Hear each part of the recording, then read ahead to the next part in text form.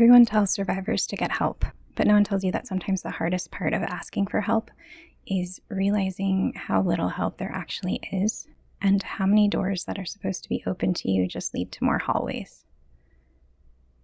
Now, before we jump into this video, I want to give a content warning, trigger warning for sexual assault, rape, consent violations, alcohol, and any of the above or related topics. If that's not something you want to hear about, then please continue scrolling. I'm going to be reading off of a script and talking about something deeply personal and difficult. But before I do, I want to start with a clear boundary and disclaimer. I'm not going to be going into detail about what I went through, and I'm not going to be naming anyone involved. I do not want, request, encourage, authorize, or condone anyone speculating about, investigating, contacting, threatening, harassing, or trying to identify anyone involved in the situation or anyone they believe may be involved. Do not contact, threaten, or harass anyone on my behalf. Do not use my story as permission to go after anyone. That's not what the point of this video is. I'm sharing my own experience and my own reflections, and I'm asking for this to be received as exactly that. And yes, I am dressed as an elf, and that's not to make light of anything. It's actually just me wearing what I had been wearing the day that this happened to me. Just to get ahead of any of the what were you wearings. It was this before it was sleeping clothes that day. So I've talked before about power and how the impact that sexual assault has on a victim doesn't end when the assault ends. I talked about how the repercussions follow you afterwards into rooms, into communities, and into spaces that used to make you feel most like yourself and used to be where you felt like you most belonged. I'm not going to rehash what I've already said in other videos, but I do want to add on to the conversation. I want to talk now about what happens after the assault when it comes to next steps. I want to talk about the labyrinth, or the absolute bullshit that a victim is faced with when they're trying to figure out what to do about what happened to them. I want to talk about my experiences with the system that survivors are told to trust and what it feels like when those systems have nothing for you. Things like the phone calls, the resource pages, the hotlines, the lawyers, the victim support centers, the nonprofits, the intake calls, the free consultations, the emails, the explanations, the re-explanations, the clarifications, and all of the forms that you have to somehow summarize one of the worst things that has ever happened to you in a tiny little text box under 500 words or characters, like it's a customer service complaint. It's truly amazing to me how many times you can be forced to relive the truth and still end up with nowhere to go. So, for backstory, a while ago at an event, I was raped and sexually assaulted by someone I trusted and considered a close friend in the hobby space we shared together. At that time, prior to the assault, even prior to that event, I was really going through it in my personal life. I had been unexpectedly laid off a few months prior. I was in one of the worst mental states of my entire life. I was immensely worried about my finances and my future, but I had already planned to go to this event. And I really needed friends and the escape from my stress and anxiety that was my home life and my work life, my absence of work life at the time. And it's been 2 years now since I was assaulted, and that same yearly event is coming up again. And although I'm not attending this year, I can't help but think about the past 2 years and everything that I've been through since it happened. The assault isn't fresh anymore in the way that people expect trauma to be fresh. I'm not in the same place or mindset I was then. My life has stabilized again. I started over in so many ways, and I've done a lot of work on myself, and part of that has involved refinding bits and pieces of myself that I really thought I lost for good that night. I have come an immensely long way in the last 2 years, and I can talk about what happened to me now, about what I went through, and about what I was going through. Not perfectly, really. It's definitely not without anger and not without a lot of grief for all the things that I did lose that night and have lost since. But I can talk about it, and I can talk about what happened to me without feeling like I am stepping out of myself and my body is leaving the room. And because I can, I actually want to talk about it now. I want to talk about my experiences, about the things surrounding it, because I look around and not enough people are. Not honestly, and not with the complexity that it deserves, not with the reality of what happens afterwards. It's uncomfortable, and it's drama, or it's tea, or it's a victim mindset or victim mentality. And until we get more comfortable talking about things like this, I don't know how we will ever get to a place where we can actually keep each other safe or hold anyone accountable. Because that's part of what I want to talk about. Because there's no one out there to fix this deep festering wound in our society for us or to actually help us. There is no clear, easily understandable roadmap or system to turn to. And in the absence of that, it falls on us to take community safety seriously. It falls on us to build spaces where people can speak, where harm is not minimized, where support is actionable and available, and where accountability is more than just a fantasy. Cancel culture is a farce, and most people won't even watch this because it's longer than 20 seconds, and that's all the majority of our attention spans can handle these days. But as an aside, I think telling you all that I can talk about it now does matter, because I've noticed that people still get really nervous around me when this subject comes up. They don't know if they can ask. They don't know if mentioning it or related things might hurt me or cause me to have a reaction. They don't know if I'm still as fragile as I was around the subject. And I get that. I really, really do. And I really appreciate the forethought and carefulness that my friends have around me when it comes to all of this. But I do need to say that it is different now. And I want people to understand that I'm not where I was when this first happened. I'm not where I was when I first started processing what happened to me months after it actually happened.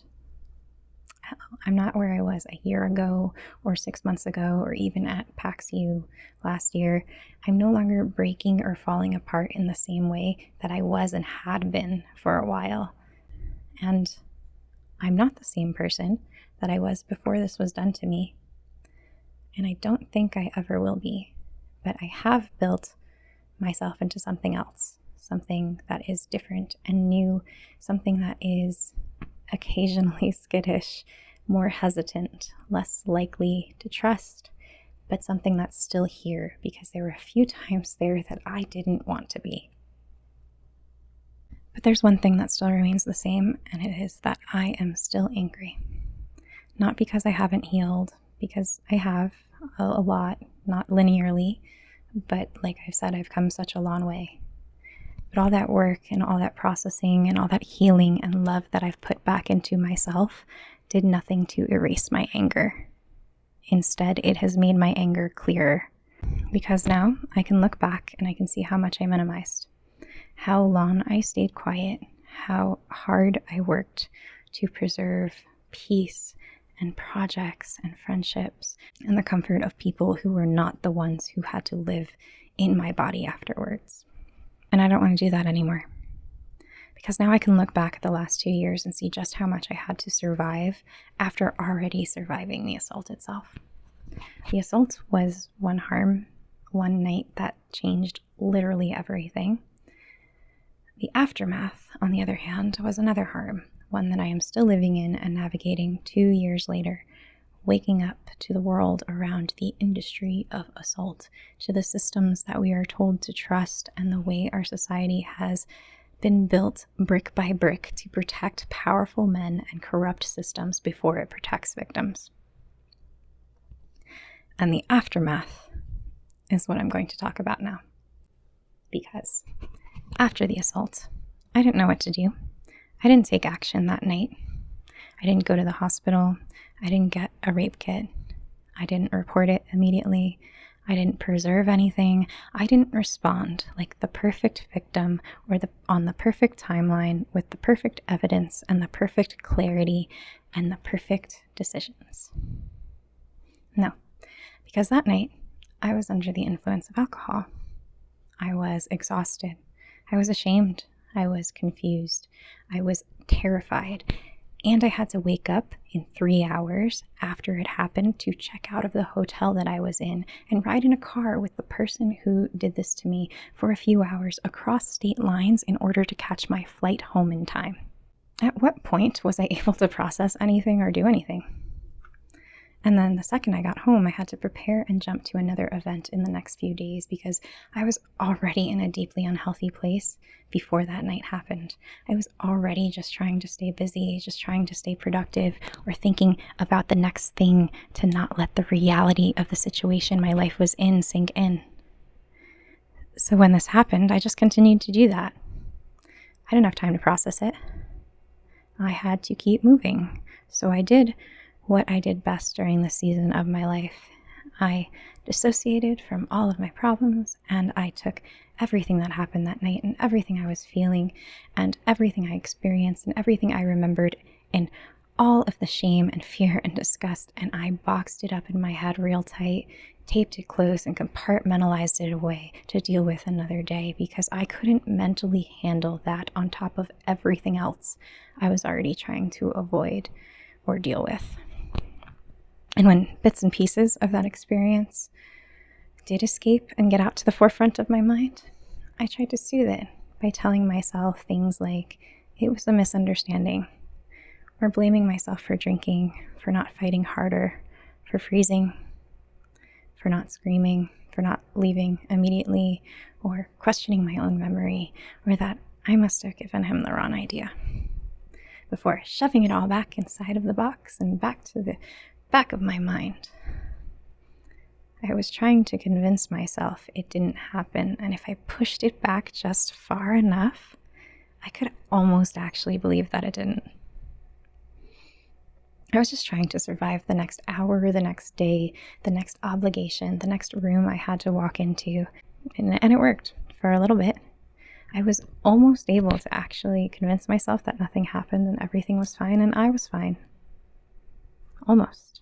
And what I have learned since all that is that if you don't know what to do immediately, if you don't make the right choices immediately, if you don't understand in real time that what happened to you was rape or assault, let alone take months for it to sink in, if you're not the perfect victim, the road afterwards becomes unbelievably confusing. Hell, it's already confusing and convoluted enough and devoid of justice, even if you are the perfect victim.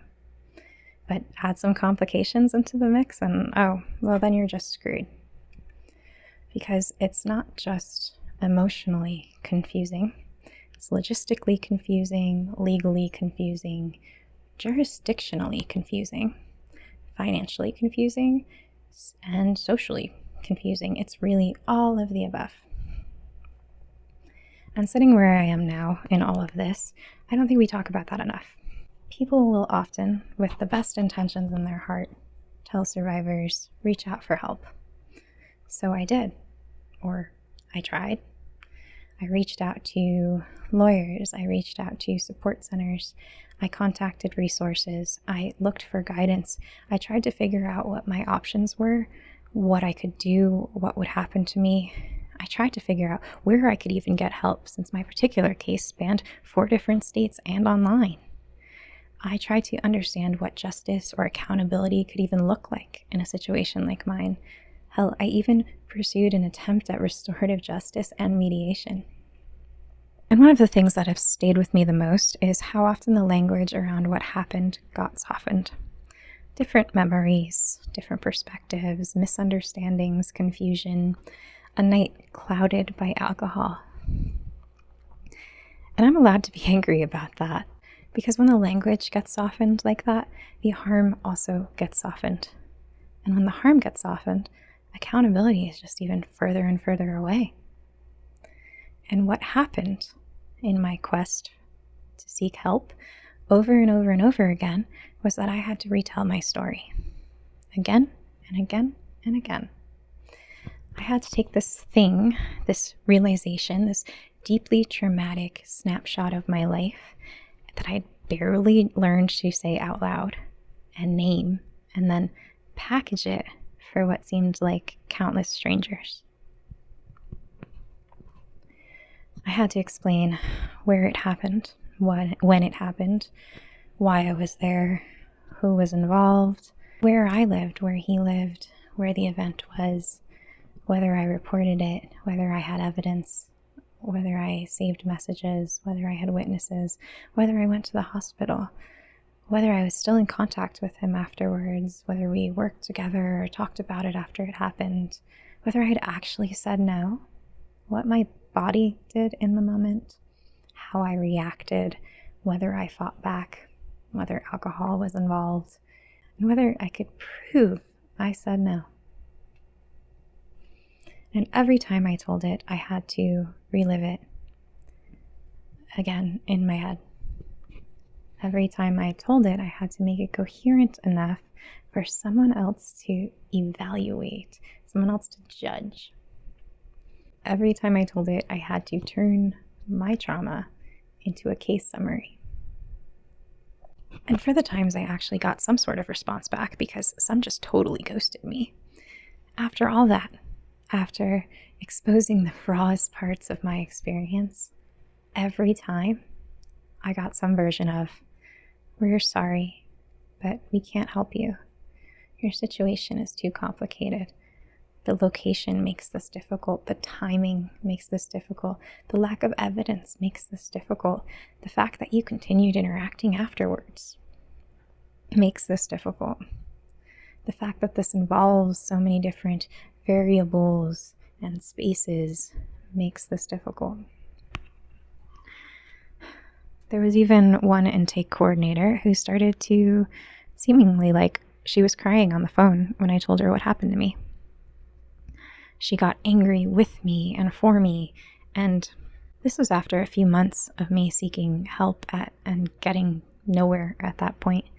And I remember thinking, oh my God, finally, someone who can advocate for me, someone who understands. Maybe I'll finally get some sort of direction or help. Only for 2 days later, after the call, me to receive a standard form email from that office stating in the most impersonal way that they can't work with me, providing me yet again with links to things like rain. And I want to say this as clearly as I possibly fucking can. Survivors already know it's difficult. That's why we are asking for help. I did not need someone to tell me my situation was complicated. I was living inside the complication. I was drowning in it. And I'm not a dumb person. I'm educated, well-researched. I know how to find information and support myself. And if I was feeling this lost, this confused and unsure about my options or what to do, even after hours upon hours and weeks upon weeks and months upon months of research and reading, I can't even begin to imagine how totally lost someone without the same research skills would feel. I was at a point where I just needed someone to tell me what to do next. I kept looking for the door I was supposed to walk through, and like I said, every door just led to another hallway. And no matter who I talked to or where I turned, there was no next step. There was just another link, just another phone number, just another referral, another intake, another consultation, another explanation, another rejection or denial, and another dead end. Even the hotline, which, yes, I did call, I did chat with, I think people imagine it as this place where help finally becomes simple. It did not give me what I needed at all. It gave me the most surface level of all surface level support, which was completely useless to me and unhelpful. And I feel bad saying that because I know it's pure run and not meant for in-depth or complicated situations like my own. But then it needs to stop being recommended as the end all be all by so many others. for where I would find solutions.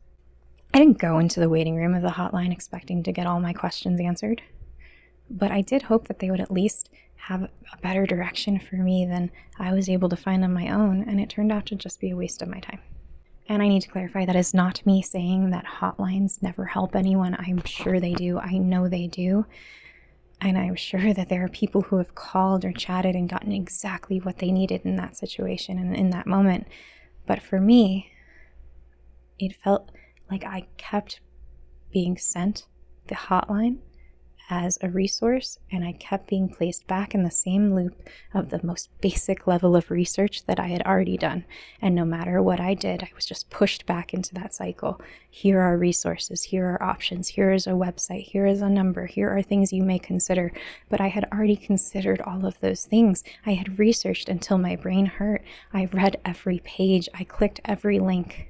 I had looked up laws and definitions and consent and reporting and trauma and statutes and jurisdiction and defamation and anti-SLAPP litigation and mediation and community accountability and all of these fucking things. I had hundreds of tabs open at any given time on my computer reading legislature and definitions and forums and posts in survivor support spaces. I did not need another list of doors. I just needed one door that opened. And in the 1.5 years since I started looking for it, I could not find a single one. And this is what I mean when I say things like the system is broken. I don't mean that every person in it is bad. I talk to people who were kind. I talk to people who sounded sorry. I talk to people who clearly wished that they had something more useful to offer me. But kindness is not the same as support, and sympathy is not the same as accountability. A referral is not the same as a path forward when that referral just leads you back into that same cycle. And after a while, it all starts to feel like a machine that was designed to exhaust you until you give up. And over time, it started to click that it was designed this way on purpose. Maybe that's too generous. Maybe it's not confusing because somebody carefully designed it to be confusing. Maybe it's confusing because the system was never built for us in the first place. Either way, that's how it functions. Because I was slowly starting to see the countless ways you can silence a victim without physically putting a hand over their mouth, and I was stuck living in so many of those ways. The kind made from fear, legal threats, social consequences, reputation management, community pressure, and the knowledge that if you speak up, the conversation stops being about what happened to you and becomes about whether or not you were allowed to say it in the first place. Silencing a victim looks like making the process impossible to navigate, making the laws and legalese confusing and indecipherable, making jurisdiction an outdated maze, making evidence standards feel unreachable or completely ambiguous, making every option exorbitantly expensive, making every path re-traumatizing, and making every step require the survivor to retell the story to another stranger who may or may not be able to help. You can make them afraid that if they say too much publicly, they'll be threatened legally, in a system that protects the predator and punishes the survivor almost every time. One you see blown up by gossip influencers opening someone's most private and shameful experiences to a litany of keyboard misogynists. But you can also at the same time shame them and pressure them by making them afraid that if they say too little publicly, no one will understand the risk and the perpetrator will cause more harm to other women and it'll all be your fault. You can make them afraid that if they do tell the truth, their entire life will become evidence. That every message, every joke, every flirtation, every imperfect reaction, every messy human choice that they've ever made will be dragged out and used to convince people that they deserved what happened to them. Things like private messages, photos, jokes, private conversations, secrets, frustrations and rants told to friends in confidence, moments of weakness, relationships, drinking, mental health, mistakes, contradictions, coping mechanisms, ways they've chosen to survive. Because in situations like these, we see it every day that all of it becomes fair game. And suddenly, speaking up or out is not just about speaking. It becomes a risk assessment, a legal calculation, a social calculation, a reputational calculation, a financial calculation, a safety calculation. It's asking yourself, how much of my life am I willing to have torn apart so I can say what happened to me out loud? That's not healing, and that's not justice. That is just more punishment. And you're stuck asking yourself, how much can I say? How directly can I say it? What sort of wordsmithing do I have to use to be able to talk about what I'm going through, even in a private message? Will I be sued? Will I be believed? Will people tear me apart? Will they say I asked for it? Will they say that I'm unstable? Will they say that I'm lying? Will they say that I'm abusive? Will they say that I waited too long? Will they say that circumstances are suspicious? Will they say that I should have reported it or gotten a rape kit done if this was a legitimate assault? Will they say that I should have screamed or that I should have fought? Will they say that I kept talking to him or working with him, so it must not have been that bad? Will they say that I'm just trying to ruin his life?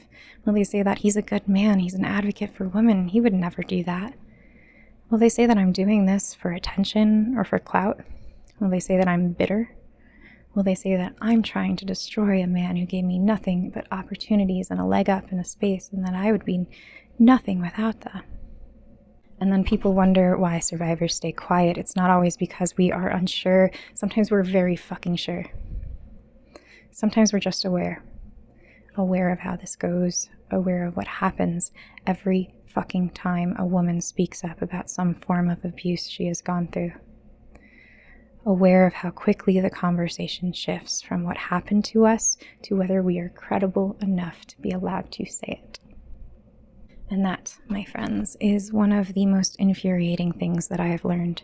Because when someone harms you, you don't just have to survive the harm. That's just the first step. You have to become an expert in the safest way to describe the harm. Otherwise, you're just drowning by yourself. You have to become a legal strategist, a PR strategist, a trauma educator, a community manager, a crisis communicator, a perfect victim, a calm victim, a careful victim, an unemotional victim, because God forbid you express your anger or resentment. Ugh, so dramatic. A victim who never says too much, but, oh, no, a victim who never says too little, because it is your sole responsibility to keep the community safe too. A victim who can prove every feeling, every memory, every boundary, every aftermath. A victim with no skeletons in their closet, who has never said anything mean or incorrect or anything that could be labeled as sending the wrong message or unclear or problematic. And if you cannot do all of that, well, the system doesn't know what to do with you. Or worse, it does know. It tells you to shut up. Not always in those exact words, but in practice. It tells you through risk, through complexity, through lack of resources beyond the surface level, through legal threats, through social punishments, through the knowledge that your character and everything you've ever done or said or expressed will be picked apart long before anyone sits with the harm that you experienced. Long before any shred of accountability or justice is even considered for the rapist or the perpetrator of the harm.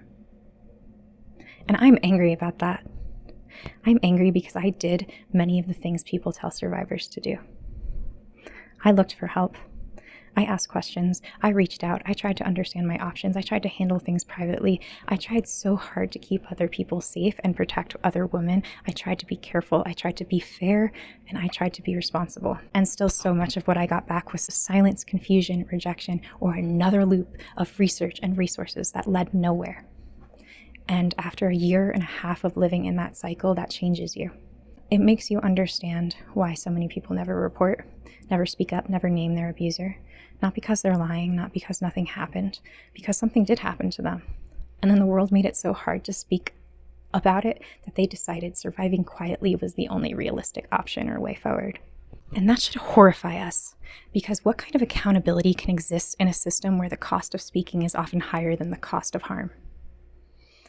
What kind of community safety can exist if survivors have to be willing to risk legal threats, social exile, public humiliation, and character assassination just to warn people that there's an alligator in their midst?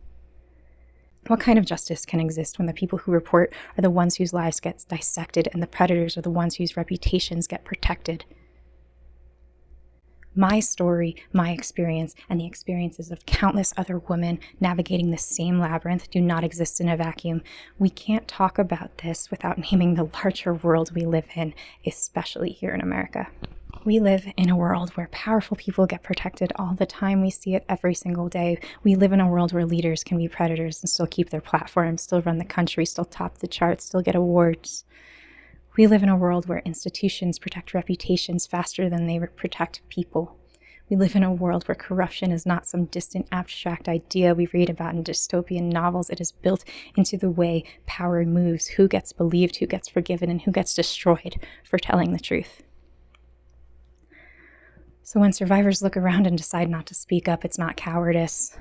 It's pattern recognition, it's survival, it's someone taking a long, hard look at our reality and our lived experiences and doing the math and realizing that the numbers are not in our favor. I hate that, and I hate that I understand it, and I hate that I live it. And I hate that even now when I am doing better, when I am stronger, when I am clearer headed, when I can finally talk about what happened without collapsing, I still have to be so very careful, so very cautious.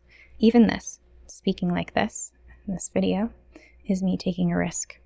One that I had to draft and redraft so many times before recording this, because being emotionally ready to speak is not the same as being safe to speak. That difference matters. I can say what happened to me now, I can talk about it, I can process it, I can say the words, I can name the shape of it, but public truth is different. Public truth comes with risk, and that risk is one of the major ways that survivors are kept quiet. And I want to say this very clearly, because the internet has given a lot of people a very inflated sense of legal confidence. Please do not give survivors unsolicited legal advice because you watched a TikTok about defamation or a YouTuber told you saying allegedly makes everything safe. People love to say, just name him, what's his name, just sue. Defamation is hard to win, and if it's true, you're fine, as if any of it is that simple. As if legal risk is not still risk, as if a lawsuit does not cost money, time, energy, and stability, even if you are right. It can drag your private life into public view, and it could turn healing into a full-time job. And I am tired of being told what to do legally by people who've never actually had to live inside the consequences of those choices. Unsolicited legal advice is not welcome here. If you've not had to swim in these waters yourself, please do not stand on the shore yelling instructions at the people who are trying not to drown. And I want more people to understand that, especially well-meaning, well-intentioned people who push on survivors to name their abusers and hold them accountable. I get that we all want to live in a world where justice and accountability is possible. I really do. I get why we say those things. But I want people to understand that when a survivor says, I'm not ready to go public, it does not mean that they are unsure. It might mean that they are protecting themselves. They're protecting their housing, their job, their friendships, their mental health, their safety, their finances, their family, their stability, their community, their future. It might mean that they've already tried to get help and found nothing but closed doors. It might mean they know exactly what happened and they know exactly what will happen if they speak up. It's not always as clear as speaking up will lead to the desired outcome, because it almost always does not. All it takes is one look at a week's worth of news headlines to know it doesn't. I want to add something to the people who care about survivors and don't know what to do. And these are all things from my personal experience and account from the past 2 years. Don't make them retell the story more than they want to. Don't ask for details you don't need. Don't ask why they didn't report. Don't ask why they stayed friendly with their abuser. Don't ask why they waited to come out or talk about it. Don't make your belief dependent on them being destroyed in the correct way and them being the perfect victim. Instead, you can ask what they need. You can believe what they're telling you and respect the limits of what they can say. And please, for the love of God, do not take their story and make it public without their consent. Don't document or record their processing and send it to their abuser for verification or warning or God knows what, because I still don't know who did that. Don't turn their private disclosure into a public crusade, and don't make them manage your reaction to their trauma. And if you are in a shared creative social community, especially one that's built on trust and storytelling and performance and gatherings and potentially blurred friendship lines, please take this seriously. Because these creative spaces, like the TTRPG community, are intimate. They just are. We sit at tables and we tell vulnerable stories together.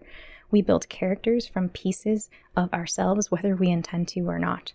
We cry in scenes, we flirt in scenes, we joke, we perform, we travel together, we share hotel rooms and drinks and secrets, and we strive for human connection and shared moments that we find within these games and these stories. We create emotional intensity and we call it play. And I love that. I love this community. But the things that make it beautiful can also make it dangerous when there is no accountability. We blur the lines between friendship, performance, intimacy, and community, and that makes consent and safety even more important and not less.